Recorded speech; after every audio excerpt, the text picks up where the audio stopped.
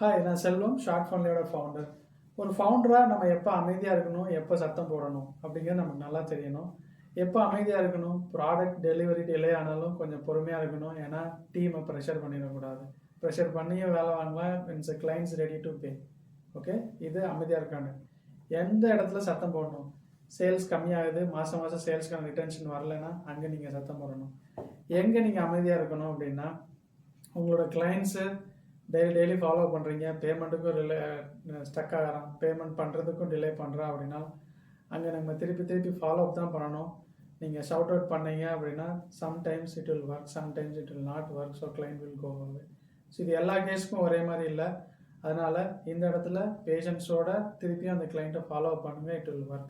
மறுபடியும் எங்கே நீங்கள் சத்தம் போடணும் அப்படின்னா, உங்களோட டீமை சேல்ஸுக்கு இருக்கிறாங்க, ஆனால் ஃபாலோ அப்பை மிஸ் பண்ணுறாங்க. சேல்ஸ் ஃபாலோ அப்பை மிஸ் பண்ணுறாங்கன்னா ஷவுட் பண்ணுங்கள், அவங்கள ஃபாலோ பண்ணி சேல்ஸை க்ளோஸ் பண்ண வைங்க. ஸோ இந்த மாதிரி இன்ட்ரெஸ்டிங்காக எங்கே அமைதியாக இருக்கணும், எங்கே சத்தம் போடணுங்கிறத ஸ்டார்ட் ஃபன்லியில் நடந்த ஸ்டோரியை நான் சொல்லிட்டேன்.